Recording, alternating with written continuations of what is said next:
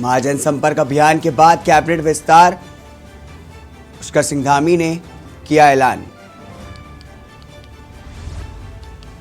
CM Dhami drugs माफियाओं पर सख्त राज्य स्तरीय समन्वय बैठक में उत्तराखंड में नशे को रोकने और नशे के व्यापारी, ड्रग्स और माफियाओं पर अपराधियों पर कार्रवाई करने के निर्देश दिए।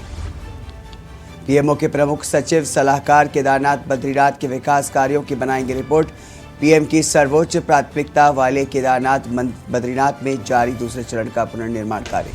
भाजपा की महाजन संपर्क अभियान अंतिम चरण में 27 जून से सभी विधानसभाओं में आयोजित होंगी जनसभा। सीएम धामी प्रदेश अध्यक्ष रहेंगे मौजूद। कॉर्बेट रिजर्व पार्क में बाघों की मौत पर केंद्र सरकार चिंतित, सीएम धामी को जांच रिपोर्ट देने के निर्देश।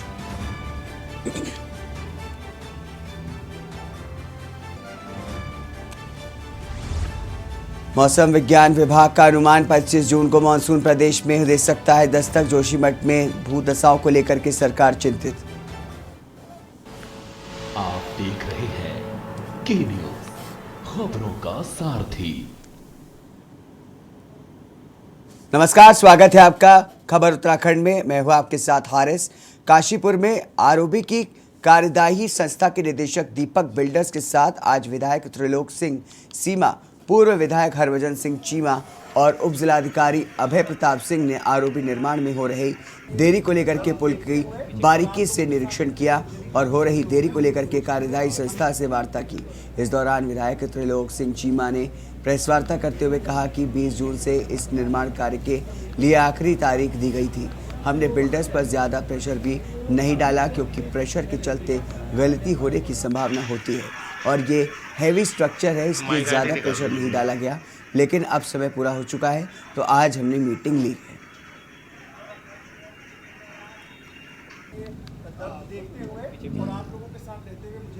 हम लोगों ने बहुत ज़्यादा इनके ऊपर प्रेशर नहीं डाला क्योंकि ये बहुत हैवी स्ट्रक्चर है और कोई भी प्रेशर के साथ कोई एरर हो जाए, कोई फैब्रिकेशन में गलती हो जाए, इरेक्शन में कोई गलती हो जाए तो उसका बड़ा नुकसान हो सकता था। पिछले 4 महीने से जो काम पिछले 4 महीने से लगातार यहाँ काम चल रहा है और जो कार्य हो रहा था उसको विभाग के द्वारा भी और प्रशासन भी लगातार उसको मॉनिटरिंग कर रहा था। अभी 2 रेलवे के इंस्पेक्शन रह गए हैं, वो होने के बाद जो शेष काम है वो होना है तो उसको भी मॉनिटर किया जाएगा और प्रयास ये किया जाएगा कि ये काम जल्दी से जल्दी हो जाए। रामनगर विकासखंड के अंतर्गत ग्राम कनिया स्थित भारत सरकार का संस्थान ESTC पॉलिटेक्निकल कॉलेज में तकनीकी क्षेत्र में रोजगार पाने के अवसर को लेकर के नए कोर्स शुरू किए गए हैं। इस संस्थान को इस क्षेत्र में कार्य करते हुए करीबन 34 वर्ष हो चुके हैं। कॉलेज के निदेशक दिनेश चंद्रा ने जानकारी देते हुए बताया कि वर्तमान में उनके यहाँ electrical engineering, mechanical engineering, computer science और इंजीनियरिंग डिप्लोमा देने के साथ ही कई अन्य कोर्स भी संचालित किए जा रहे हैं। उन्होंने बताया कि आप तकनीकी क्षेत्र में छात्र छात्राओं को अपने ही शहर में लंबे समय से इस प्रकार के कोर्स की सुविधा दी जा रही है तथा यहाँ के से शिक्षा ग्रहण करके चुके कई छात्र छात्राएं आज देश विदेश में नामी गिरामी कंपनियों में नौकरी कर रहे हैं। उन्होंने बताया कि उनके संस्थान में न्यूनतम दरों पर ये कोर्स उपलब्ध कराए जा रहे हैं तथा इसके अलावा एडवांस इंडस्ट्रियल कोर्स, व्यावसायिक प्रशिक्षण के साथ ही उन्नत प्रयोगशाला कक्षाएं एवं छात्र छात्राओं के लिए अलग से छात्रावास की व्यवस्था की गई है। ये इसका हेड ऑफिस है। मैं ESTC कानिया रामनगर में as a director training incharge हूँ। सर, किस तरह के कोर्सेज यहाँ हैं और क्या ट्रेड चल रहे हैं और किस तरीके की फैकल्टियाँ यहाँ हैं और क्या आप संदेश देना चाहते हैं? यहाँ पे हम लोग टेक्निकल ट्रेनिंग्स देते हैं डिफरेंट फील्ड्स में, इलेक्ट्रॉनिक्स, इलेक्ट्रिकल, मैकेनिकल और कंप्यूटर में, और डिफरेंट 1 डे से लेके 3 ईयर के प्रोग्राम चलते हैं। ट्रेनिंग्स देते हैं, सर्विसेज देते हैं और कंसल्टेंसी देते हैं। और डिप्लोमा इंजीनियर्स के लिए वोकेशनल ट्रेनिंग, डिग्री के लिए MTech और रिसर्चर के लिए भी हम प्रोग्राम चलाते हैं। अभी करंट में हमारे पास 1 ईयर के कोर्सेज हैं जो मैकेनिकल, इलेक्ट्रिकल, PCB डिज़ाइन और कंप्यूटर में अवेलेबल है। और 2020 से हम लोगों ने डिप्लोमा इंजीनियरिंग स्टार्ट करी है जो इलेक्ट्रिकल और मैकेनिकल में स्टार्ट की थी और फर्स्ट बैच आउट हमारा पास आउट हुआ है जो कि सारा प्लेस भी हो गया, 100% प्लेसमेंट हुआ है। और अभी इस साल हमें डिप्लोमा कंप्यूटर एप्लीकेशन में भी मिला है, और जो कि 2020 से कार्यरत है हम इस क्षेत्र में। खबर हल्द्वानी से है, जहां पर सरकार प्रदेश के सरकारी अस्पतालों में व्यवस्थाएं दुरुस्त करने के प्रयास कर रही है, तो वहीं दूसरी ओर सरकारी अस्पतालों में तैनात चिकित्सक करीब मरीजों को कमीशन के चक्कर में लूटने से बाज नहीं आ रहे हैं। इस सिस्टम से खफा होकर के एक युवक ने सोशल मीडिया पर वीडियो बना करके अपना दर्द बयां किया है। उसने एसटीएच में तैनात सरकारी चिकित्सक पर गंभीर आरोप लगाए हैं। वीडियो में मोहित विश्व ने कुमाऊं के सबसे बड़े डॉक्टर सुशीला तिवारी राजकीय अस्पताल पर निशाना साधते हुए यहां तैनात एक न्यूरो सर्जन पर कई गंभीर आरोप लगाए हैं। मोहित ने वीडियो में कहा कि उसके पिता पहाड़ से गिर गए थे, उनके शरीर में काफ़ी चोटें आई थी। पहले उन्हें हल्द्वानी के एक निजी अस्पताल में भर्ती दिखाया गया था। सिर में दर्द होने पर सीटी स्कैन कराया गया तो चिकित्सक ने न्यूरो सर्जन को दिखाने को कहा। इस पर पिता को लेकर के मुखानी स्थित एक निजी अस्पताल पहुंचे। यहां चिकित्सक ने ऑपरेशन करने की बात कही। खर्चा अधिक होने पर वो पिता को लेकर के 14 अप्रैल को सुशीला तिवारी अस्पताल ले गए। यहां न्यूरो सर्जन ने तुरंत ऑपरेशन की बात कही और खून का इंतजाम करने को कहा। साथ ही सामान की लंबी चौड़ी लिस्ट थमा दी और सारा सामान मुखानी स्थित एक मेडिकल स्टोर में से लाने के लिए कहा। आरोप है कि चिकित्सक ने 15 अप्रैल को दोबारा ऑपरेशन के लिए कहा और फिर उसी मेडिकल स्टोर से सामान मंगाया गया। सामान को लाने में उसके 60 से 70 हज़ार रुपये खर्च हो गए थे। इसके बाद 16 से 17 अप्रैल को फिर से ऑपरेशन की बात कही गई। काफ़ी दिन तक पिता अस्पताल में इलाज चलता रहा और आखिर में 2 मई को उनका निधन हो गया।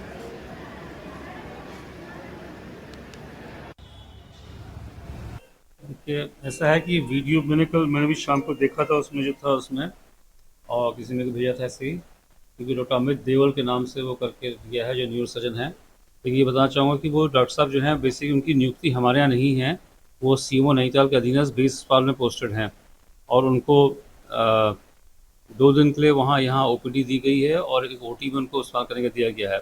लेकिन सुना जो मरीज जिस बोल रहा था वो उसने बोला था कि ऑपरेशन शुरू तिवारी में करा था और उसने कुछ उसमें चार्ज लगाए हैं कि उनको बाद में जो हेड इंजरी थी कुछ बहुत महंगे इम्प्लांट बाहर से आए थे। तो अगर ये लिखित में शिकायत आती है सीएमओ नैनीताल शायद उसमें जांच कर भी रही हैं और जो भी उनको सही होगा जहां से होगा हम उनको करेंगे। उत्तराखंड में तेजी से फैलता जियो 5G नेटवर्क अब डोईवाला में भी पहुंच गया है। आज डोईवाला में विधिवत रूप से 5G नेटवर्क की शुरुआत की गई है। शुरुआत करते हुए डोईवाला उप जिलाधिकारी शैलेंद्र सिंह नेगी ने डोईवाला की जनता को बधाई देते हुए कहा कि 5G नेटवर्क आने से डोईवाला को औद्योगिक रूप से विकसित और समृद्ध होने में सहायता मिलेगी। इसके साथ ही स्थानीय लोगों के व्यापार व्यवसाय में भी इजाफा होगा। उप जिलाधिकारी ने जियो के अधिकारियों से बात करते हुए कहा कि डोईवाला के इस दूरस्थ पहाड़ी क्षेत्रों में जहां मोबाइल कनेक्टिविटी कम है वहां पर भी जियो का विस्तार किया जाएगा। इस अवसर पर डोईवाला क्षेत्र के व्यापारी, नेटवर्क मार्केटिंग के अधिकारी और क्षेत्र के लोग कार्यक्रम में मौजूद रहे। छोटे शहरों में आज जियो द्वारा जो है 5G फाइबर और जियो दोनों का जो है लॉन्चिंग की गई है। इस अवसर पर डोईवाला में मैं भी उपस्थित रहा, तो मैं बधाई देता हूँ जियो टीम को और साथ में क्षेत्रवासियों को कि उनको एक अच्छी कनेक्टिविटी जो है मिलेगी। और साथ साथ में मेरी अपेक्षा जो है जियो कंपनी से ये भी रहेगी कि जो दूरस्थ क्षेत्र हैं उन पर भी जो है कनेक्टिविटी का जो समाधान है वो किया जाए, क्योंकि हम कई क्षेत्रों में जाते हैं, हमें वहाँ पर जब कभी छोटी मोटी इश्यूज रहते हैं, कोई डिज़ास्टर आ जाता है तो इनका सामना करना पड़ता है। तो वहाँ भी संभवतः जो है इसका प्रसार होगा और डोईवाला क्षेत्र को ये सौगात मिली है। रुकेंगे छोटे से ब्रेक के लिए, ब्रेक के बाद जल्द हाजिर होंगे। आप देख रहे हैं के न्यूज़, खबरों का सारथी। ब्रेक के बाद स्वागत है आपका। अंतर्राष्ट्रीय योग दिवस के अवसर पर आज पौड़ी के इंडोर स्टेडियम हॉल में एक कार्यक्रम का आयोजन किया गया। कार्यक्रम में मुख्य अतिथि के रूप में पौड़ी विधायक राजकुमार पुरी मौजूद रहे। इस दौरान उन्होंने कार्यक्रम का शुभारंभ कर कहा कि अंतर्राष्ट्रीय योग दिवस को पूरा देश बड़े ही धूमधाम से मना रहा है।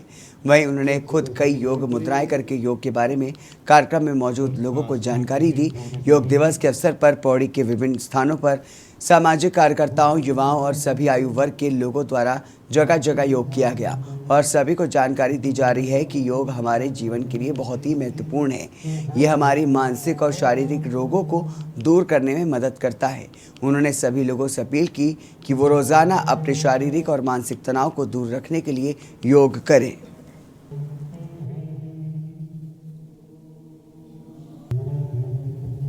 आज तो बड़ा खुशी का दिन है कि हम सब लोग जो है अपने भारतवर्ष में जो है पहली बार जो ये है नवा जो योगा दिवस है उसको बड़े हर्षोल्लास के साथ सारे देश में मनाया जा रहा है और पौड़ी में भी ये आयोजित किया गया कार्यक्रम सरकार की तरफ से। तो इस कार्यक्रम में बहुत ही अच्छा ये कार्यक्रम है, क्योंकि अगर हम स्वस्थ रहेंगे तो तभी हम देश के लिए और अपने प्रदेश के लिए, अपने क्षेत्र के लिए कुछ सोच सकते हैं, कर सकते हैं। तो कुछ करने के लिए स्वस्थ काया जरूरी है और स्वस्थ काया के लिए योगा बहुत आवश्यक है। इसलिए मैं समझता हूँ कि प्रत्येक व्यक्ति को अपने जीवन में योगा को महत्व देते हुए उसको अपनाना चाहिए। केदारनाथ मंदिर के गर्भगृह की दीवारों पर लगाई गई सोने की परतों को लेकर के कांग्रेस प्रदेश सरकार पर हमलावर है और इस पूरे मामले की जांच की मांग की है। कांग्रेस मुख्यालय देहरादून में पूर्व कांग्रेस प्रदेश अध्यक्ष करण माहरा, पूर्व मुख्यमंत्री हरीश रावत, प्रदेश अध्यक्ष करण माहरा ने संयुक्त प्रेस कॉन्फ्रेंस की। इस दौरान गणेश गोदियाल ने कहा कि मंदिर समिति ने पहले इस सोने को 230 किलो का सोना बताया, जिसे अब 23 किलो बताया जा रहा है। बाकी सोना कहाँ गया? मंदिर समिति ने अपने रजिस्टर में इस सोने की एंट्री की है, जबकि मंदिर समिति के अध्यक्ष का कहना है कि दानदाता ने अपने आप ही सोना लगाया। बिना जांच के रजिस्टर में क्यों एंट्री समिति के नहीं की गई है? इसके अलावा पुरातत्व विभाग के अधिकारी भी जनता के सामने आए, जिनकी भी भूमिका इस सोने को लगाने में है। इसके साथ ही उन्होंने सरकार से मांग की है कि सरकार एक विशेष एसआईटी का गठन करके मामले की निष्पक्ष जांच कराए। वहीं पूर्व मुख्यमंत्री हरीश रावत ने कहा कि सरकार सवालों से बचने के लिए आस्था पर चोट का ढाल बना रही। हरीश रावत ने कहा कि सरकार को चेतावनी देते हुए कहा कि कांग्रेस की आस्था की आड़ में घोटाले बर्दाश्त नहीं करेगी। मुख्यमंत्री स्पष्टीकरण दे, साथ ही एसआईटी का गठन करके मामले की निष्पक्ष जांच कराए।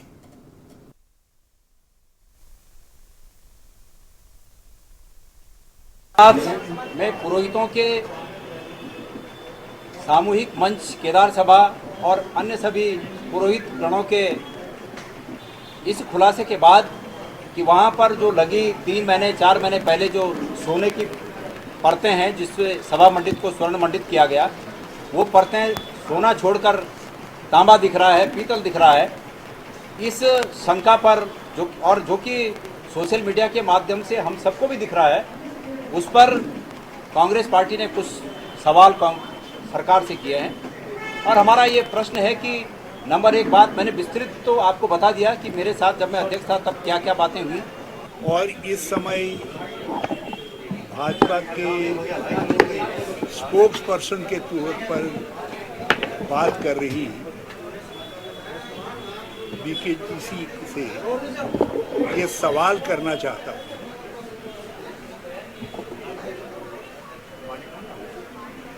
कि जो सवाल हमने उठाए हैं, जो सवाल केदार सभा ने उठाए हैं, उन सवालों का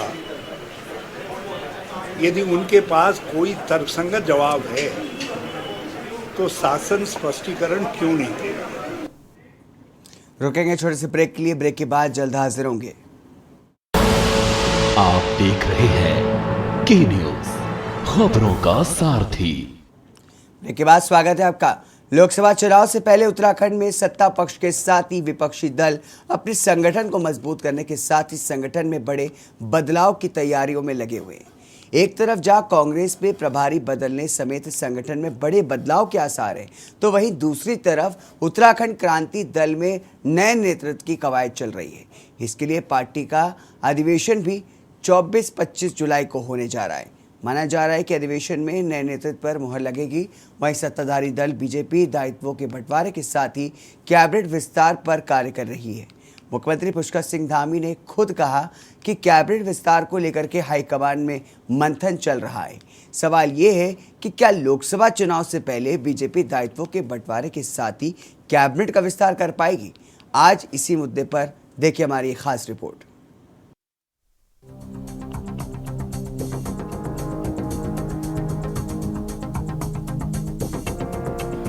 लोकसभा चुनाव से पहले उत्तराखंड में एक बार फिर कैबिनेट विस्तार व फेरबदल की चर्चाएं तेज हो गई हैं। माना जा रहा है कि बीजेपी हाईकमान की मंजूरी के बाद धामी कैबिनेट का विस्तार और फेरबदल हो सकता है।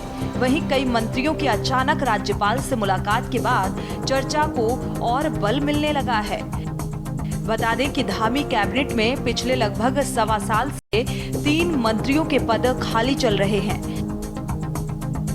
जबकि इसी साल अप्रैल माह में कैबिनेट मंत्री चंदन राम दास के आकस्मिक निधन के बाद एक अन्य पद रिक्त हो चुका है। फिलहाल उनके सभी विभाग मुख्यमंत्री पुष्कर सिंह धामी स्वयं संभाल रहे हैं। कैबिनेट विस्तार का समय जैसे जैसे लंबा खिंच रहा है तो बीजेपी विधायकों की बेचैनी बढ़ती जा रही है। कई विधायक मंत्री पद के लिए लाइन में भी लगे हैं। देखिए, पार्टी नेतृत्व को तय करना है और हर चीज़ की टाइमलाइन होती है। जब उचित समय आएगा तो संगठन निर्णय भी लेगा। और जहाँ तक मेरा प्रश्न है तो हमें तो काम ही करना है, चाहे किसी भी रूप में संगठन मुझसे काम ले, और वर्तमान में भी काम तो कर ही रहे हैं। तो ये सब संगठन के नेतृत्व के निर्णयों पर निर्भर करता है कि कौन मंत्री बनेगा, कौन नहीं बनेगा और कब इसका डिक्लेरेशन होगा, क्योंकि विस्तार तो संभावित है, लेकिन डिक्लेरेशन कब होगा ये पार्टी को तय करना है। कभी बड़ा एक्सपीरियंस रहा है सर नगर निगम? नहीं, देखिए, बहुत ज़्यादा एक्सपेक्टेशन मेरी रहती नहीं है। राजनीति संभावनाओं का क्षेत्र है, इसमें होना न होना ये सब भविष्य के गर्त में रहता है, कोई पहले से प्रिडिक्टेड नहीं होता है। हाँ, लेकिन ये बात सही है कि बहुत लंबे समय से देहरादून में काम करने का मौका दिया है पार्टी ने। देखिए, कैबिनेट विस्तार पर निर्णय लेना माननीय मुख्यमंत्री के विशेष विवेक अधिकार पर है और उनको आवश्यकता किस समय किस व्यक्ति की पड़ती है, किन विधायकों को मौका देना चाहते हैं, किन किन लोगों को कैबिनेट में लाना चाहते हैं। समय आने पर जब भी कैबिनेट विस्तार होगा तो सभी उत्तराखंड की जनता को भी पता चलेगा और प्रेस को भी पता चलेगा। एक तरफ जहां सत्ताधारी दल यानी कि बीजेपी दायित्वों के बंटवारे के साथ ही कैबिनेट विस्तार की तैयारियों में लगी हुई है, तो वहीं दूसरी ओर कांग्रेस में प्रभारी बदलने समेत संगठन में बड़े बदलाव के आसार हैं। और इतना ही नहीं, उत्तराखंड क्रांति दल में भी नए नेतृत्व की कवायद चल रही है। इसके लिए पार्टी का अधिवेशन भी 24-25 जुलाई को होने जा रहा है। थोथा चना बाजे घना कहते हैं, क्योंकि ना तो करण मेहरा ने हटाना है, ना किसी अन्य विधायक ने हटाना है। ये हाईकमान ने फैसला करना है कि किस प्रदेश पर किसको प्रभारी रखना है, किसको अध्यक्ष रखना है, किसको नहीं रखना है। तो मेरा ये मानना है कि जिस चीज़ में हाईकमान ने कोई फैसला लेना है उसमें हम लोगों की टिप्पणी करना आवश्यक नहीं है। नहीं, दिल्ली तो मैं हर दूसरे महीने जाता हूँ और ये एक स्वाभाविक प्रक्रिया है, अपने नेताओं से मिलना, अपने प्रभारी से मिलना, प्रदेश के विशेष जो मुद्दे हैं, जैसे इस समय जो घटनाएं घटी हैं उन विषयों पर चर्चा करना। केदारनाथ में सोने का जो मामला है, इधर जो मारपीट के मामले में हैं, अन्य जो घटनाएं हुई हैं उन विषयों पर चर्चा विमर्श करने की मेरी जिम्मेदारी है और मैं अपने शीर्ष नेतृत्व के साथ इन विषयों में बात करता हूँ। इसी अभी तक उत्तराखंड क्रांति दल में चुनाव नहीं हुए हैं, सर्वसम्मति से नया अध्यक्ष बना है, लेकिन अभी भी हम कोशिश करेंगे सर्वसम्मति से हो जाए। लेकिन हमने इसके साथ ही साथ चुनाव की भी तैयारी कर रखी है। अगर सर्वसम्मति नहीं बनी और किसी कारण से चुनाव की नौबत आएगी तो चुनाव भी कराए जा सकते हैं। कुल मिलाकर धामी कैबिनेट के विस्तार और फेरबदल की खबरों से ही नेताओं की हलचल बढ़ गई है। धामी कैबिनेट से 3 मंत्रियों की छुट्टी की चर्चाएं भी फिर से शुरू हो गई हैं। माना जा रहा है कि जिन मंत्रियों की परफॉर्मेंस सही नहीं होगी उस मंत्री की छुट्टी होगी। वहीं 2 दिन पहले राज्यपाल गुरमीत सिंह और मुख्यमंत्री पुष्कर धामी के बीच शिष्टाचार मुलाकात के बाद मंगलवार को कैबिनेट मंत्री सतपाल महाराज और सुबोध उनियाल ने भी राज्यपाल से भेंट की है और इससे कयासबाजी बढ़ने लगी है। देखना होगा सीएम धामी अपनी कैबिनेट में क्या कुछ बदलाव करते हैं और क्या अन्य दलों में हो रहा बदलाव कोई सकारात्मक परिणाम उनकी पार्टी के लिए ला पाएगा या नहीं, इस पर भी सबकी निगाहें बनी रहेंगी। Uttarakhand desk report.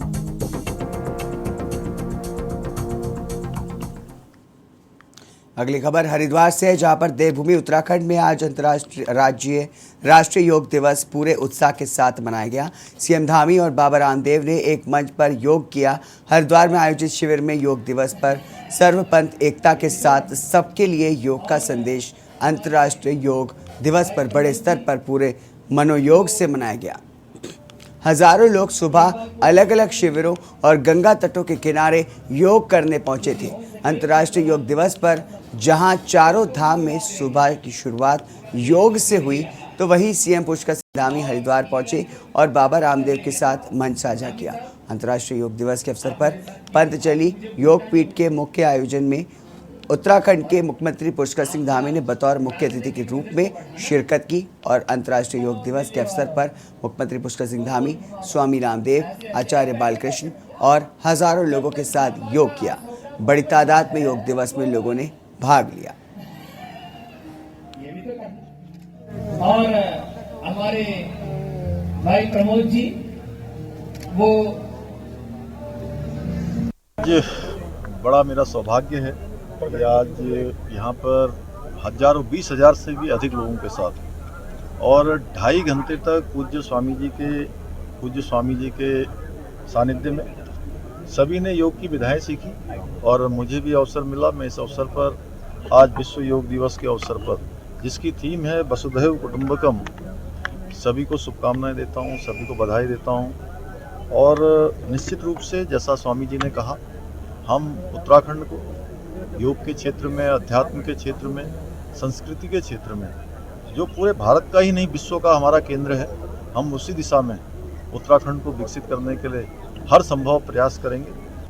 आज उत्तराखंड में 20,000 से अधिक लोगों के साथ प्रदेश के सबसे युवा ओजस्वी पराक्रमी हमारे मुख्यमंत्री पुष्कर सिंह धामी जी ने भी हमारे साथ 2.5 घंटे से अधिक कालखंड तक निरंतर योग किया। और सरकार का भी स्लोगन है उत्तराखंड का, विकल्प रहित संकल्प अखंड प्रचंड पुरुषार्थ के द्वारा संकल्प से सिद्धि की यात्रा को पूरा करना है। योग युक्त, रोग मुक्त और नशा मुक्त उत्तराखंड बनाना है। सारी सीमाओं को पाट करके आज योगमय विश्व हो रहा है, योगमय युग हो रहा है और इससे पूरे विश्व में भारत का गौरव, भारत की प्रतिष्ठा बढ़ रही है। उत्तराखंड की खबरों में बस इतना ही। आगे देखिए हमारा अगला कार्यक्रम मंथन, हमारे प्रधान संपादक दुर्गेंद्र चौहान के साथ। नमस्कार।